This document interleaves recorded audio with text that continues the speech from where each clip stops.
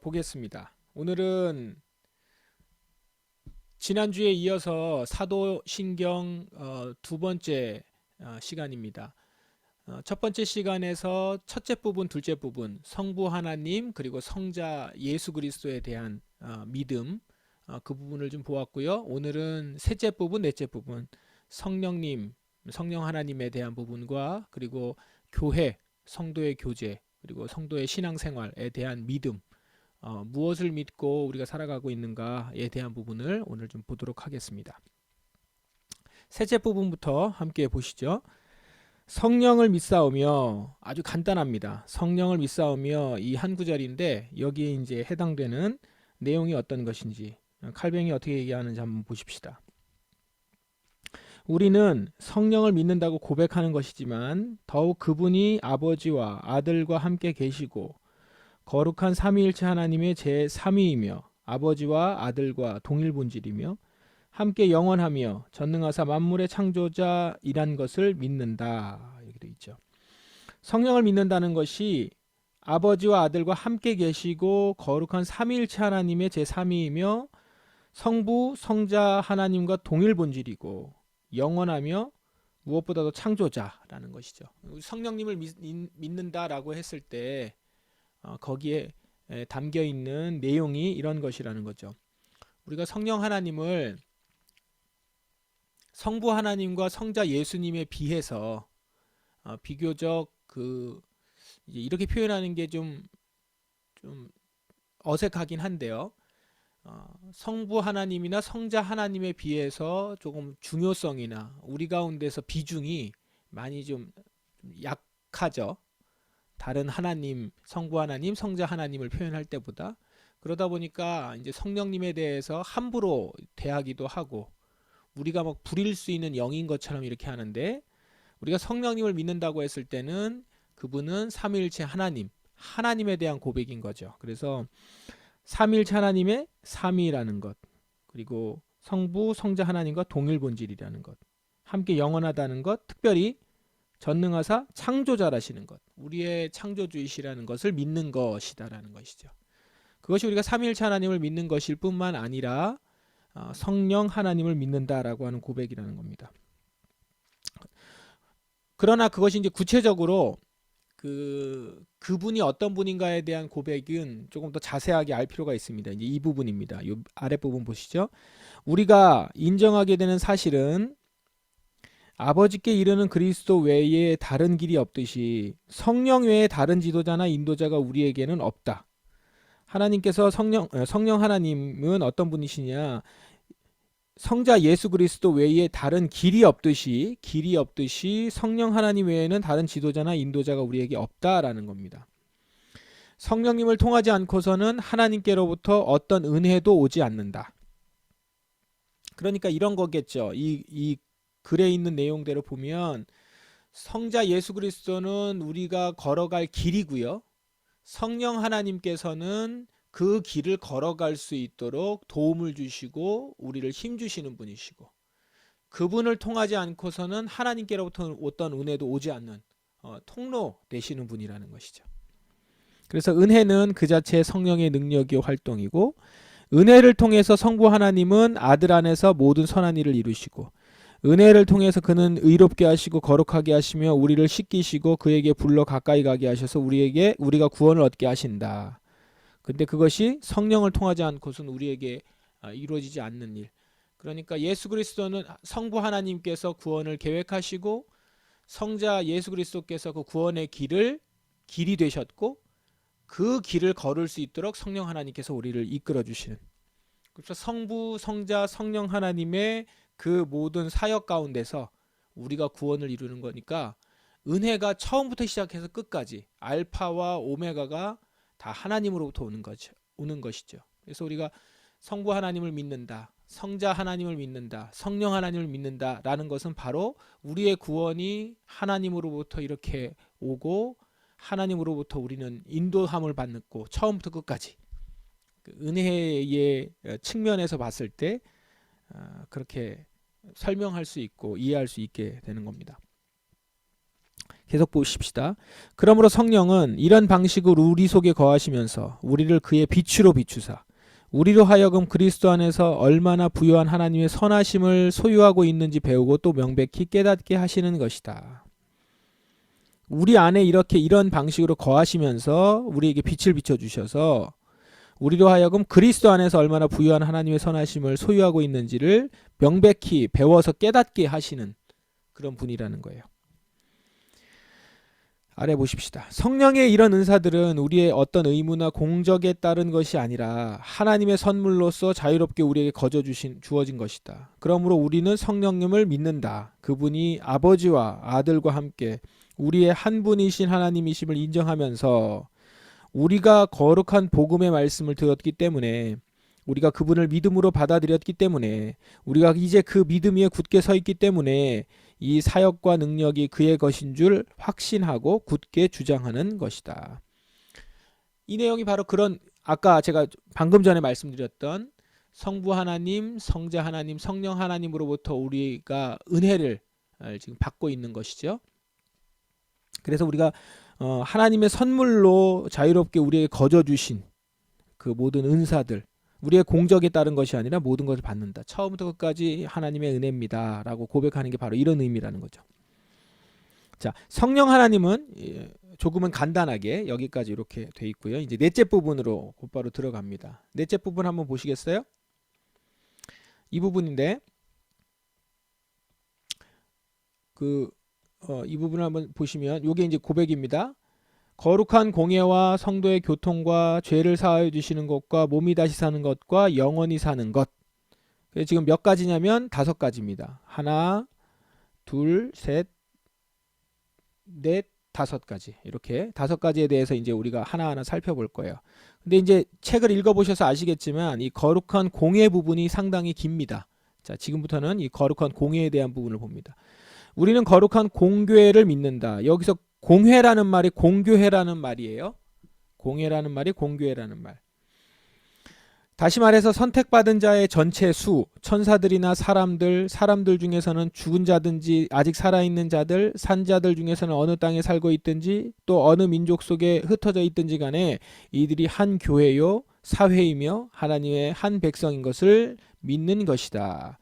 거룩한 공회를 믿는다라고 하는 것은 이 거룩한 공회가 뭐냐면 선택받은 자의 전체수, 전체라는 거예요. 그게 죽은 자든지 살아있는 자든지 산자들이라고 하면 어느 땅에 살고 있든지 간에 어느 민족 속에 흩어져 있든지 간에 그 모든 전체, 그 전체 이들이 한 교회라는 거죠. 그리고 한 백성이라는 겁니다. 그거를 거룩한 공교회다라고 얘기를 해요. 다른 표현으로 하면 이제 보편적 교회, 우주적 교회 이렇게 표현을 하거든요. 우리가 종종 저도 설교 시간에 말씀을 드릴 때 이 보편적 교회, 우주적 교회. 그래서 우리가 공교회를 믿습니다라고 하는 것은 단지 우리 교회만 그냥 있다라는 것을 믿는 게 아니라 지금 이 하나님의 선택받은 자의 모든 교회, 흩어져 있는 모든 교회를 믿는다. 그렇게 당신의 택한 백성들이 흩어져 있고 죽은 자들 가운데도 있고 산 자들 가운데도 있다라는 걸 믿는다라는 겁니다. 아랫부분 보십시다. 이 사회는 보편적이며 다시 말해서 우주적인데 이는 둘이나 혹은 세 교회들이 있을 수 없기 때문이다. 하나라는 거예요. 이 하나님의 모든 택한 자들은 그리스도 안에서 일치가 되고 연합되어져서 그들이 한 머리에 붙어있는 동안 한 몸으로 함께 자라며 함께 결합되고 짜여져 가는 것이 한 몸의 지체들과 같다. 그래서 예수 그리스도를 구주로 고백하고 하나님을 우리 하나님으로 고백하고 삼위일체 하나님을 고백하는, 그러니까 지금 앞서 셋째 부분까지 고백하는 그 고백을 믿는 자들은 다 이 공교회 하나로 함께 한 몸의 지체와 같다라는 겁니다. 그런 측면에서 우리는 지금도 열방에 흩어져 있는 그 성도들, 하나님을 믿고 있는 어느 누군가, 한 번도 얼굴을 본 적도 없고 말도 통하지 않고 문화도 완전히 다르지만 하나님 안에서 한 지체라는 걸 믿는 것이죠. 그걸 우리가 믿고 사는 겁니다. 그런 우리는 거룩한 공교회에 속하여 있는 사람이라는 겁니다. 그리고 교회를 앞에 수식어가 뭐가 붙습니까? 거룩한이라는 말이 붙어요. 거룩한 공교회, 거룩하다 했는데 이는 하나님의 영원한 섭리에 의해 선택되어진 수많은 사람들이 교회 회원으로 받아들여져서 이 모든 이들이 주님으로 말미암아 거룩해지기 때문이다. 자, 계속 보십시다. 바울은 하나님의 자비의 이 순서를 이렇게 묘사하고 있다. 그러니까 지금 이 거룩한 공교회로 속하여 있는 자들에 대해서 계속 설명하고 있습니다. 하나님의 이 자비의 이 순서, 우리를 모아서 이렇게 불러 모은 선택된 자들이 어떻게 해서 모아지는지, 어떻게 선택되어서 불렀는지에 대해서 바울은 이렇게 묘사한다. 이 말씀 보세요. 또 미리 정하신 그들을 부르시고 부르신 그들을 또한 의롭다 하시고 의롭다 하신 그들을 또한 영화롭게 하셨느니라. 이 말에 대한 설명입니다. 이 부분을 한번 주의 깊게 보실까요? 여기 보시면 한 가지가 있습니다. 부르시고 있죠. 그 다음에 의롭다 하시고 의롭다 하신 자 하나 나오고, 그 다음에 또 영화롭게 한다. 이 세 가지가 나오죠. 이렇게 세 가지. 이 세 가지의 이제에 대한 설명이 이 아래에 나옵니다.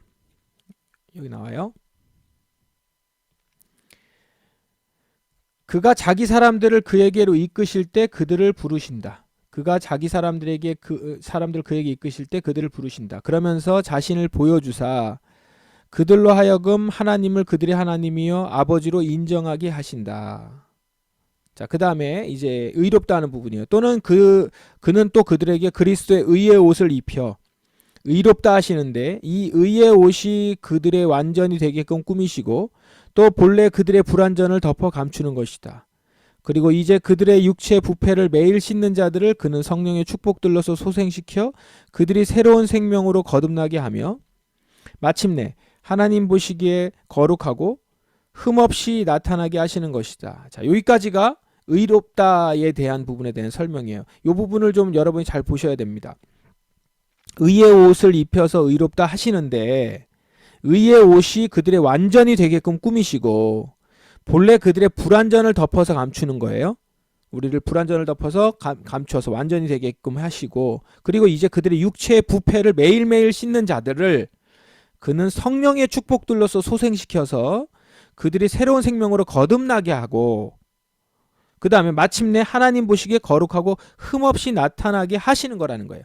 여기 보면 매일매일 씻는 자들, 매일매일 씻는 자들을 성령의 축복들로 소생시켜서 새로운 생명으로 거듭나게 하신다는 거죠. 의롭다 하신다는 게 그래서 한번 너 의롭게 됐다 라고 끝나는 게 아니라 매일매일 씻는 자들, 자신의 육체의 부패를 매일매일 씻는 자들을 성령의 축복들로 소생시켜서 새로운 생명으로 거듭나게 하시고 마침내 하나님 보시기에 거룩하고 흠없이 나타나게 하시는 것까지, 이게 의롭다 하시는 것이고, 그렇게 됐을 때 그리고 그의 나라의 위엄이 모든 것 속에서 그리고 만물을 통하여 나타나게 될 때 그들을 영화롭게 하실 것이다. 장차 이제 우리를 영화롭게 하실 것이다. 그래서 우리를 부르시는 것, 부르셔서 하나님이요 아버지로 인정하게 하시는 것은 뭐 이것을 의롭다함으로 볼 수도 있겠지만, 그냥 부르심으로 여기까지 보시면 그 부르심은 이제 이전에 이미 있었던 일이고, 그 다음에 이 영화롭게 되는 것은 장차 있을 일이에요. 미래적 일이고, 의롭게 되는 것은 우리의 삶에서 전체적으로 계속 있는 거죠. 이게 신앙생활에서 계속 있는 부분인 것이에요. 그래서 이 부분이 참 중요하다라는 겁니다. 자, 여기 보세요. 결과적으로 주님은 자기 사람들을 불러 의롭다 하시고 영화롭게 하실 때 이 목적을 위해 그들이 태어나기도 전에 작정하셨던 그의 영원한 선택을 선포하시는 것이다. 그러므로 하늘나라의 영광에 들어가는 자는 누구 할 것 없이 이러한 방식으로 부름을 받고 의롭다함을 받는 것인데, 주님께서는 단 하나의 예외도 없이 이런 방법을 통해 그가 택하신 모든 사람 가운데 그의 선택을 이루시고 나타내시는 것이다. 그러니까 하나님이 선택한 사람 중에서는 이런 방식이 아니고서는 이런 방식이 아닌 사람은 없다. 모든 사람은 이렇게 부름받아 의롭다 되고 영원롭게 될 것이다 라는 거죠. 23 보십시다. 교회는 하나님의 선택된 백성이기 때문에 진정으로 그 일원이 된 자들은 결국 소멸된다거나 또는 나쁜 결과를 맞게 되는 일이 일어날 수 없다. 왜냐하면 그들의 구원은 너무도 확실하고 견고한 터전 위에 자리 잡고 있어서 이 세상의 모든 구조가 허물어진다 하더라도 이제 쓰러질 수 없기 때문이다라는 거예요. 그러므로 신자들이 비틀거리거나 심지어 넘어진다 할지라도 서로를 대하여 충돌하지 않는 것은 하나님께서 그들의 손을 붙들어 주시기 때문이다. 이렇게 얘기하고 있죠. 그래서 신자들이 비틀거리가 넘어질 수는 있지만 그들의 손을 붙들어 주시기 때문에 완전히 깨뜨려지지 않는다는 거죠. 끝까지 붙들어 주셔서 살 수 있다는 겁니다. 바울이 하나님의 은사와 부르시면 후회하심이 없느니라고 한 말이 그런 뜻이다라는 거예요. 그분과 같이 좋은 보호자 아래에서 그들은 방황하고 넘어질 수는 있을지라도 결코 잃어버려질 수는 없다. 자, 이런 결과를 이렇게 이야기를 할 수 있는 것은 성부, 성자, 성령 하나님이 우리에게 하시는 일을 생각해 보면, 묵상해 보면 이런 결론이 나올 수밖에 없다는 거죠. 하나님이 택하신 자를 부르셔서 의롭다 하시고 영화롭게 하시는 것까지 하나님의 전적인 일이라면 그 아래 있는 자들은, 그런 좋은 보호 아래 있는 자들은 방황하고 넘어질 수는 있을지라도 결코 잃어버려질 수는 없다라는 거예요. 인류가 아담의 죄로 인해 시초부터 부패하고 그릇되어졌다 할지라도 그 많은 사람이 오염된 상태 속에서 주님은 어떤 그릇들을 귀하게 성화시켜 모든 시대 가운데 그의 자비를 맛보지 않은 시대가 없도록 하셨다. 마지막으로 우리가 교회를 믿되 하나님의 선하심의 신실하심에 근거하여 믿는다면 우리가 그의 택한 자의 한 부분으로서 그들과 함께 부르심을 받고 이미 부분적으로 의롭다함을 받은 사실을 확실히 붙들어서 우리가 완전히 의롭게 되고 성화되리라는 믿음을 굳게 지키도록 하자. 그러니까 우리가 지금 이것을 믿는다면, 이런 과정을 믿는다면 계속해서 굳건하게 교회를 믿고 하나님의 선하심의 신실하심에 근거하여 믿는다면 우리가 택함 받아서 끝까지 의롭게 되고 성화되리라는 그 믿음도 굳건하게 지키도록 하자는 거죠. 자, 이런 사실을 우리는 믿음으로 받아들여서 굳건하게 그것을 끝까지 하나님이 하시는 일을 하시는 일들 가운데 우리가 참여하자. 그래서 끝까지 믿자. 그래서 여기서 필요한 게 뭐냐면 이제 믿음인 거죠. 하나님이 하시는 이 일을 알았으니 그 안에 있는 자들은 결코 넘어지거나 잃어버릴 수가 없으니, 넘어질 수는 있어도 잃어버릴 수가 없으니 우리가 처음부터 끝까지 하나님께서 하시는 일들 가운데 그 사실을 확실히 붙들어서 믿음 가운데 굳건하게 지키도록 하자라는 이 결론이 나오는 거죠. 이건 사도 바울도 자신의 서신서에서 우리에게 말씀으로 하셨고, 그 다음에 이제 오늘 칼뱅도 동일하게 얘기하고 있는 겁니다. 우리는 진정 하나님의 불가해한 지혜를 다 이해할 수도 없고, 또 누가 그의 영원한 계획에 따라서 선택받았으며 또 누가 정죄되었는지 알아내기에 그것을 조사할 만한 능력도 우리에겐 없다. 자, 이제 여기서부터 조금 다른 주제인데요. 자, 선택받아서 구원받는 부분에 있어서, 그런데 우리 쪽에서는 이 모든 것을 다 알 수는 없어요. 누가 선택받았고 누가 정죄되었는지 알 수 없어요. 우리에게는 그럴 능력이 없다라는 거예요. 그러나 이런 것은 우리 믿음에는 필요하지 않다. 그것을 알만한 뭐가 필요하지 않다는 거죠. 이 믿음은 하나님의 약속, 곧 그의 독생하신 아들을 영접하는 자들을 그의 자녀로 인정하시겠다는 하신 약속으로 말미암아 풍성하게 견고해진다. 그러니까 우리가 누가 구원받고 누가 구원받지 못하는지에 대해서는 우리는 그거에 대해서 단정할 수는 없어요. 모르니까. 그러면 이제 불안해질 수 있을 거 아니에요. 근데 그럴 필요 없다라는 거예요. 왜냐하면 적어도 그의 독생하신 아들을 영접하는 자들은 자녀로 인정하시겠다고는 약속이 우리 가운데 있기 때문에 그걸로 믿으면 우리는 풍성하고 견고해진다는 거죠. 그거면 사실 충분하거든요. 그것만 있으면 되는 것이지 그 이후에 더 모든 사람이 어떻게 구원받는지를 알아야 되는 지혜를 알 필요는 없는 것이죠. 24. 그러므로 우리가 그리스도 안에서만 우리에게 대한 성부 하나님의 선의와 생명과 구원, 간단히 말해서 하늘나라 그 자체를 찾게 되는 고로 우리가 하나님 한 분만으로 충분한 줄 알아야겠다. 이렇게 얘기하는 것이죠. 아래 보겠습니다. 우리가 믿음으로 그를 받기만 한다면 그는 그 자신을 우리에게 주실 준비가 다 되어 있다. 우리 주 그리스도는 아버지께서 그 안에서 영원전부터 그의 것으로 삼아 그의 교회의 양무리 가운데로 이끌어 들이시기로 뜻하셨던 자들을 선택하셨기 때문에 우리가 그리스도 안에 거하기만 하면 하나님이 택한 자와 또 교회에 속한 자가 된다는 명확하고도 충분한 증거를 갖게 되는 것이다.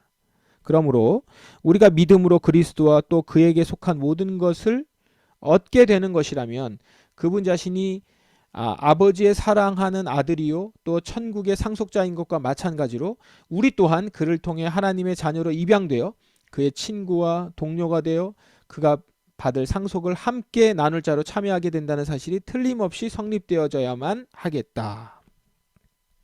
하나님 그리스도에 대한 지식을 분명히 알면 이 부분도 분명하게 나타난다는 것이죠. 그렇지 않고 만일 우리가 자신이 그 회중에 든 것을 믿지 못한다면, 이것이 이제 불안하게 믿지 못한다면 우리는 공교회가 있다는 사실을 헛되이 열매 없이 믿는 것이다. 공교회를 믿는다는 말이 바로 그걸 믿는다는 거예요. 교회 안에 하나님의 상속자로 우리가 택함 받은 자라고 하는 그 확신이 그 안에 담겨져 있다는 거죠. 우리가 교회를 믿는다라는 것은. 그게 아니라면 공교회를 믿는다는 건 사실 헛되이 열매 없이 믿는 것이다라는 거죠.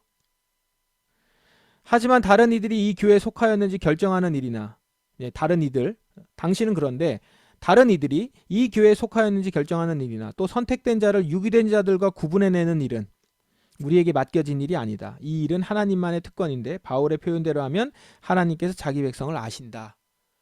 자, 그렇지만 또 다른 이들이 교회에 속하였는지 아닌지 결정하는 일이나 유기된 자들을 구분하는 일은 우리에게 맡겨진 일은 아니라는 거예요.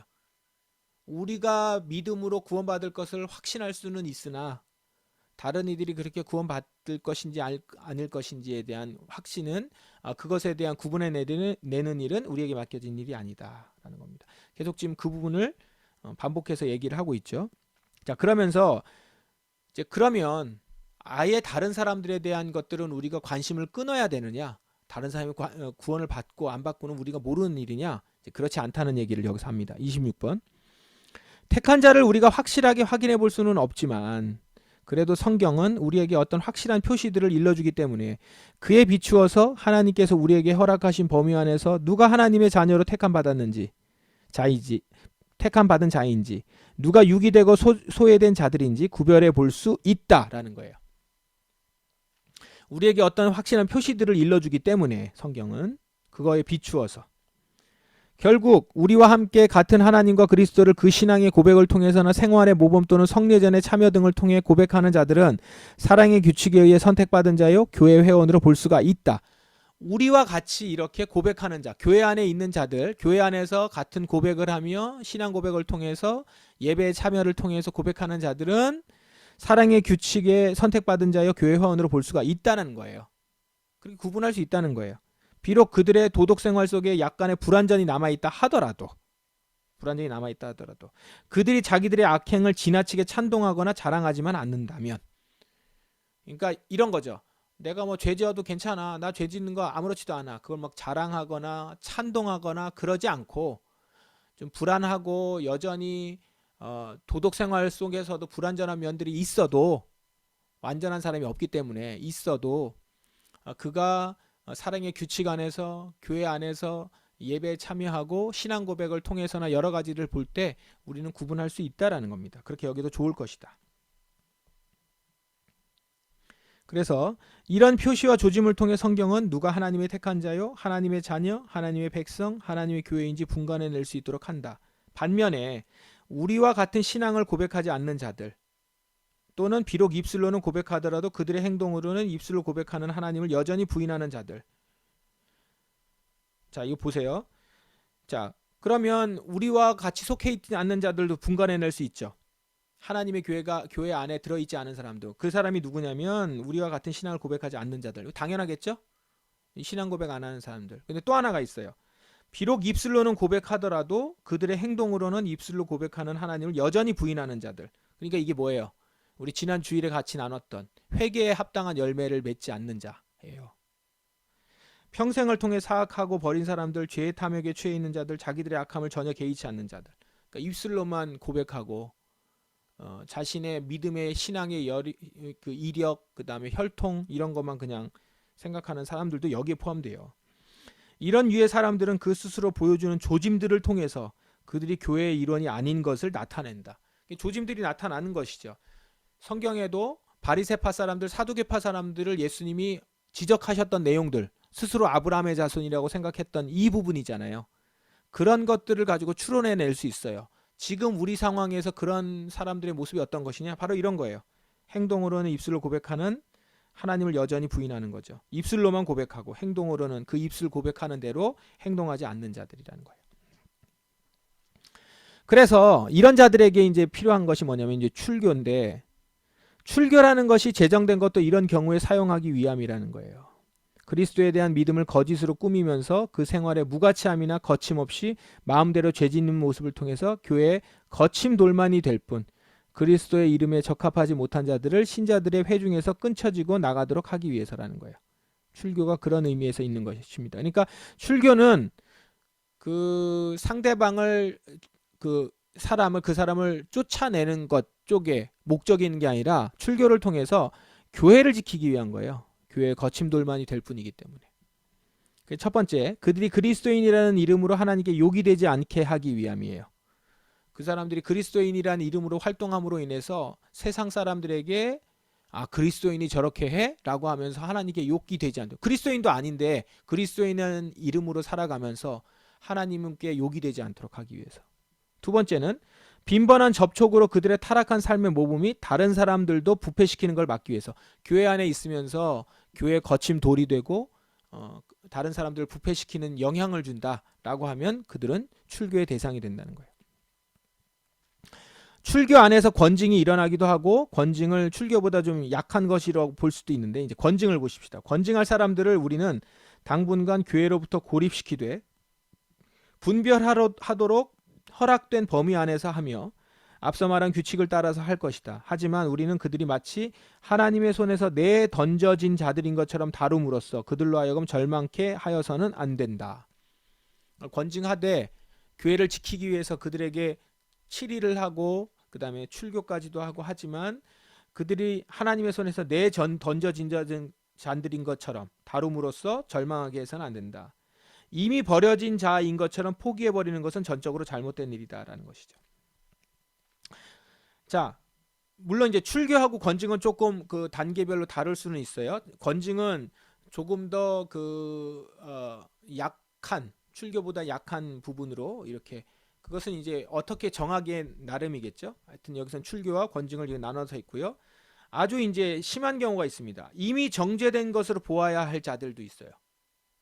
이미 정죄된 것으로 보아야 할 자들은 확고한 목적과 굳은 악의를 품고 진리를 공격하거나 복음을 압박하거나 하나님의 이름을 경멸하거나 성령을 거역하거나 하는 자들이다. 그러니까 이들은 아예 진리를 공격하고 복음을 압박하거나 하나님의 이름을 경멸하거나 성령을 거역하는 자들이라는 거죠. 그러니까 이것은 정죄된 자들로 보아야 할 자들이지만 권징은 이제 그렇게 보지는 않고 이미 버려진 자처럼 포기하는 것은 아니다라는 것을 얘기하는 겁니다. 성경에도 보면요, 지금 여기에 나와 있는 이 출교나 권징이나 이미 정죄된 자 이렇게 구분하는 것은 좀 성경적인 관점이에요.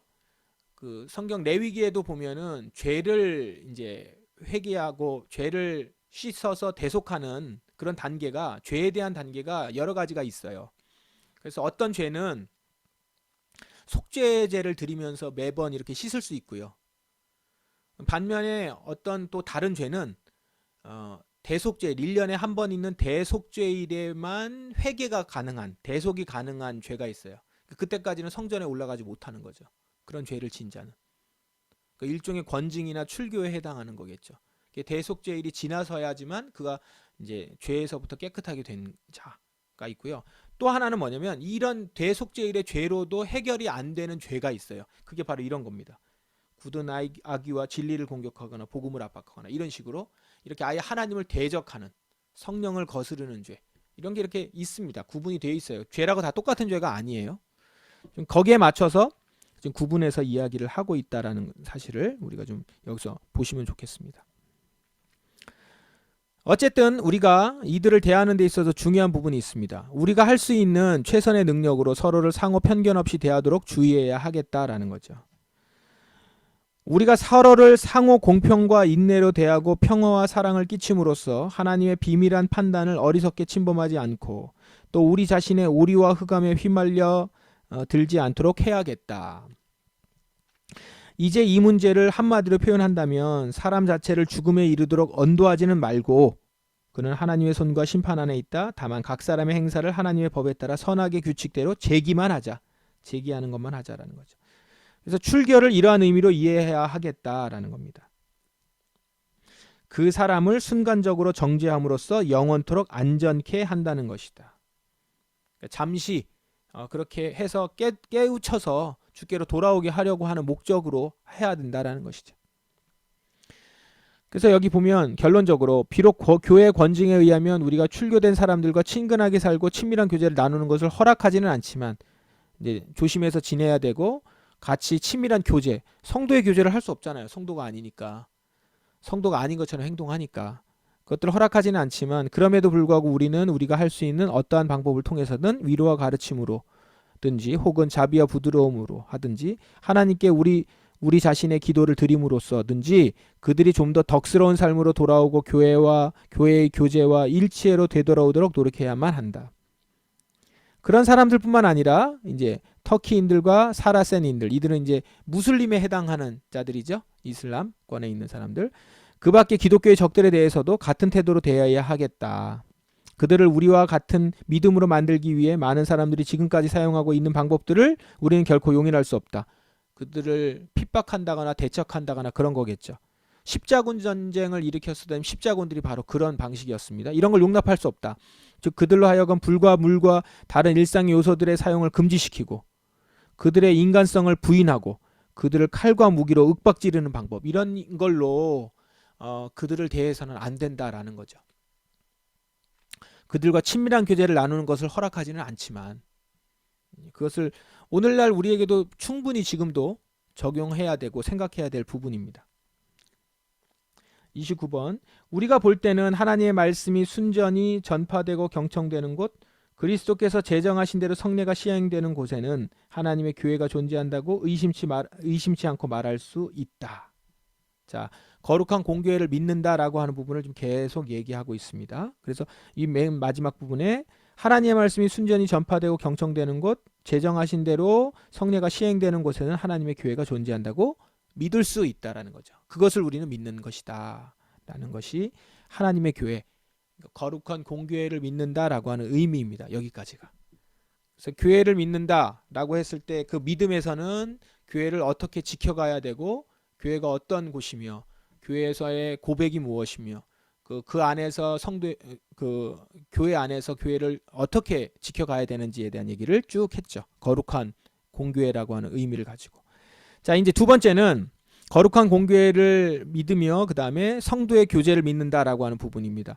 아까 우리가 앞부분에서 얘기했었던 5가지 중에 두 번째 이제 얘기일 거예요. 성도의 교통이라고 하는 것이 이제 성도의 교제거든요. 이 부분들은 좀 짧게 정리가 되어 있습니다. 보십시다. 우리는 성도의 교제를 믿는다. 이 부분은 뭐냐면 성도의 공동체는 영적인 것과 육적인 것을 동시에 공평과 필요에 따라 친절과 사랑으로 그들 가운데 서로 나누는 것을 목적으로 한다. 여기 보면 영적인 것뿐만 아니라 육적인 거예요. 육적인 건 뭐겠어요? 물질적인 부분이겠죠. 경제적인 부분. 이런 것들을 나누는 것을 목적으로 하는 거예요. 하나님의 은사가 각 개인에게 어떻게 주어졌든지 서로 하나님의 경륜에 따라서 다르게 주어졌더라도 주어지지, 그리고 하나님의 경륜에 따라 어떤 자에게 주어지고 다른 자에게는 주어지지 않았다 하더라도 자기가 가진 것을 모두 나누는 자들이 된다라는 겁니다. 이제 우리가 교회를 믿는다는 고백은 이 항목을 통해서 확인되는 것이다. 이를 통해 우리는 우리가 믿는 교회가 어떤 유의 것이냐를 선포하는 것이다. 실질적으로 나타나는 건 이렇게 나타나겠죠. 성도의 교제를 믿는다라는 걸로 나타난다는 거예요. 우리가 교회를 믿는다라는 것은. 세 번째, 우리는 죄의 용서를 믿는다. 이 부분은 하나님의 자유대로 그리스도의 공로를 통해 죄의 용서와 은혜가 우리들 곧 교회의 몸에 입양되고 접붙여진 자들에게 왔다는 것을 말한다라는 겁니다.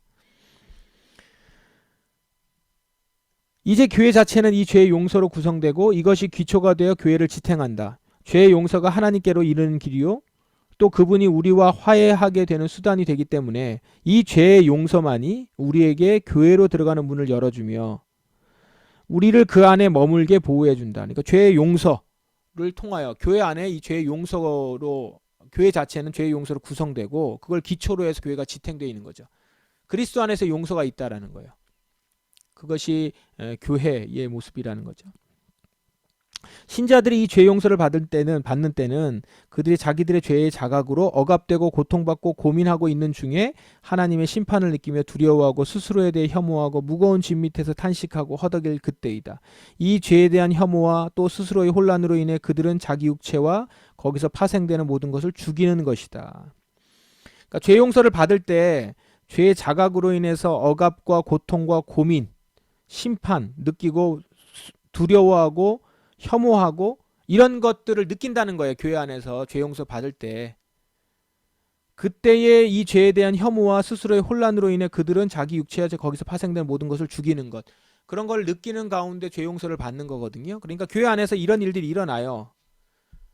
그래서 여러분 교회 안에서 말씀을 들으면서 괴롭고 힘들고 또 뭐 진짜 심지어 몸에 아픔이 있고 왜 나는 교회만 오면 이렇게 말씀을 들으면 괴로운지 이거 당연한 거예요. 교회 안에서 일어나는 일이에요. 죄의 용서로 인해서 교회가 되고 교회를 지탱하는 거거든요.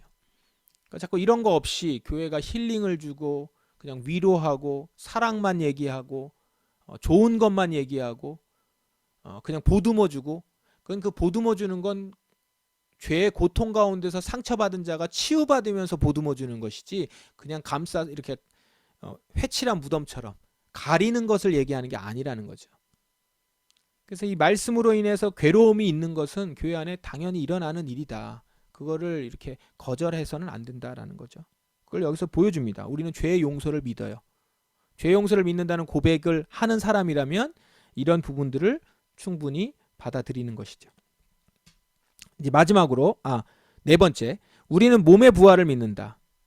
아주 짧게 기록되어 있지만 아주 분명한 내용입니다. 우리가 함께 나눴던 얘기이기도 한데요. 모든 인간의 육체가 일시에 한꺼번에 썩음에서 썩지 않으므로 죽을 몸에서 불멸로 일으켜지는 일이 일어날 것이다. 이걸 믿는 거예요. 그러니까 모든 육체가 인간 육체가 썩음에서 썩지 않으므로 죽을 몸에서 불멸로 그리고 이미 죽은 자들도 그게 벌레를 먹었든 흙으로 변했든 죄가 되었든 또는 다른 어떤 방법으로 산화되었든 그들의 몸을 다시 받을 거라는 거예요. 죽은 자들은. 그리고 그때까지 죽지 않고 살아있는 자들은 그럼 그냥 올라가느냐? 아니에요. 자기 육체의 부패성을 벗어버리게 될 것이다. 이게 몸의 부활을 믿는다라는 거예요. 아주 짧게 기록되어 있지만 아주 분명하게 그리고 우리 몸의 부활에 대한 부분을 여기서 얘기하고 있죠. 몸의 부활을 우리는 믿어요. 마지막으로 영생을 믿는다. 이 부분은 주님께서 그 자신의 백성들 몸과 영이 영화롭게 된 자들을 복락 가운데로 변화와 부패가 미치지 못하고 영원히 지속될 그 복락 가운데 받아들이실 그때 일어날 일이다. 저는 이 부분을 읽으면서 할렐루야라고 했어요. 그러니까 이 몸의 부활 이후에 그 몸의 부활로 이제 영원히 영화롭게 된 자들이 복락 가운데서 부패가 미치지 못하고 변화와 부패가 미치지 못하고 영원 지속될 그 복락 가운데를 받아들여지는 일이 바로 우리가 영생을 믿는다라는 얘기예요. 반면에 경건치 못한 자들과 유기된 자들은 순전한 신앙으로 하나님을 찾고 공경하지 않았으므로 하나님 나라의 한 부분도 얻지 못하고 마귀와 함께 영원한 죽음 가운데 쫓겨날 것이다. 자, 이걸 같이 믿는 거예요. 영생을 믿는다는 것은 영원한 심판이 있다는 걸 믿는 거예요. 그래서 심판을 위한 부활이 있어요. 거기서 기쁨과 능력과 천국의 다른 것들은 맛보지 못하고 영원한 흑암과 영원한 형벌의 정죄를 받아서 죽지 않는 벌레에게 먹히며 꺼지지 않는 불 속에 태워질 것이다. 이 부분을 같이 믿는다는 것입니다. 자, 그래서요. 우리는 진정으로 성도의 교제와 죄 용서 그리고 몸의 부활과 영생을 믿어서 우리 주님의 선하심을 신뢰하는 중에 이 모든 일들이 모든 성도들과 함께 우리에게 이루어질 것을 확신해야 하겠다. 이게 이제 교회에 믿는다는 믿음에 대한 부분입니다. 네 번째 부분이에요. 그리고 이 모든 일들의 진리가 얼마나 확실하며 흔들리지 않는 것인지 표시하기 위해 신자들마다 주님께서 자기의 하나님이요 그리스도는 자기의 구주인 줄로 믿으며 그의 몸의 부활과 영생을 기다리는 가운데 그 자신들을 이 믿음으로 굳게 하기 위해 이 모든 고백의 마지막을 증명된 확실성의 부호인 아멘으로 끝맺고 있다. 그래서 맨 마지막에 아멘 하는 것도 신앙 고백의 한 부분인 거예요. 그냥 끝나니까 아멘 하는 것이 아니라 이 모든 것을 내가 지금 믿고 있다. 마지막을 확실히 믿고 있다. 마지막을 증명된 확실성의 부호인 아멘으로 끝맺고 있는 것이 바로 그렇다는 것이죠. 사도신경 성부 하나님, 성자 예수 그리스도, 성령 하나님, 그리고 그 가운데에 세워진 교회, 공교회, 거룩한 공교회, 그 안에서의 성도의 교제, 그 다음에 죄 용서, 몸의 부활, 영생, 이 모든 것을 우리는 믿는다라는 것이죠. 그게 우리의 믿는 바라는 것이고 이것을 우리는 아멘으로 확실하게 받아들인다라고 고백한다는 겁니다. 자, 이 뒷부분 C 이 부분은요. 믿음, 소망, 사랑에 대한 부분이에요. 이제 그 앞에 있는 사도신경의 믿음의 고백을 어떻게 우리가 받아들일 것인가라는 부분인데 이 부분은 우리 다음 주에 이어서 같이 하도록 하겠습니다. 오늘 시간 관계상 여기까지 하도록 하겠습니다. 이상으로 우리 사도신경 두 번째 시간에 셋째 부분과 넷째 부분 우리가 함께 같이 나눴습니다.